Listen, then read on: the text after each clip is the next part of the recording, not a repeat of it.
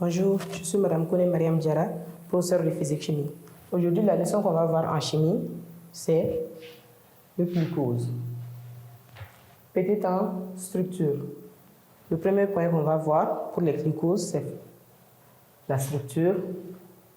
De formule brute C6H12O6, la molécule du glucose contient une fonction alcool primaire, 4 fonctions d'alcool secondaire et une fonction aldéhyde. Sa formule semi-développée, on a CH2OH, liaison CHOH, liaison CHOH, liaison CHOH, liaison CHOH. On a 4 fois CHOH. Ensuite, liaison CHO. Rappelez-vous, la formule générale des alcools primaires, on la reconnaît grâce à CH2OH. Ça veut dire que CH2OH est une fonction d'alcool primaire.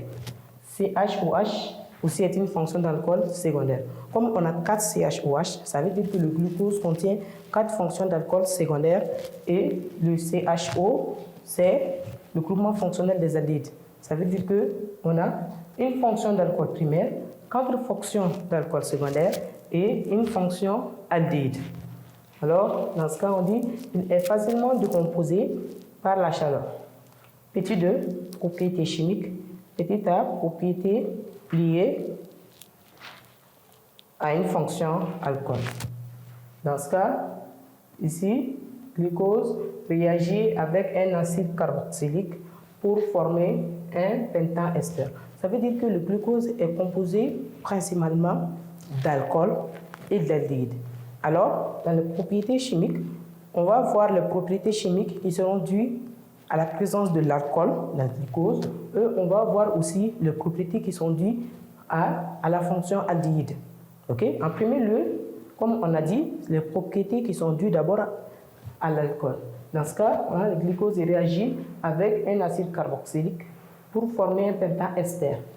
5CH3 liaison COH, qui est un acide carboxylique, plus ici du glucose, on obtient CH3COO, liaison CH2, liaison CH3COO, CH4, liaison CHO, plus 5H2O.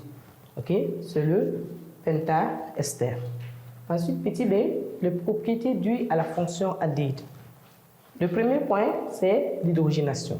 Lorsqu'on ajoute de l'hydrogène sur du glucose, dans ce cas, on obtient ce qu'on appelle un sorbitol. CH2, COH, liaison CHOH, liaison CH2OH. Dans ce cas, c'est tout simplement un sorbitol. On a 2 alcools primaires et 4 alcools secondaires. Et on appelle ça un sorbitol.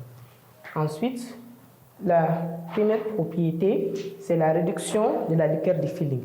Ça veut dire que si on chauffe du glucose mélangé avec la liqueur du Fehling, dans ce cas, on obtient CH2OH, liaison CHOH4, liaison COH, c'est-à-dire un acide carboxylique, plus CIDO, plus DH2O. Ici, la liqueur du Fehling est représentée par l'hydroxyde de cuivre qui est là. Ça veut dire que le CuOH2, qui est appelé la liqueur de Fehling, est représenté par l'hydroxyde de cuivre. Maintenant, ensuite, on a une autre propriété qui est due à la présence des aldéhydes, c'est la réduction du nitrate d'argent ammoniacal. Maintenant, ici aussi, la nitrate d'argent ammoniacal aussi sera représenté par l'hydroxyde d'argent. Ça veut dire si on prend du glucose et qu'on ajoute de l'hydroxyde d'argent, dans ce cas, on obtient CH2OH liaison CHOH4 liaison COOH. On obtient toujours un acide carboxylique plus 2Ag plus H2O.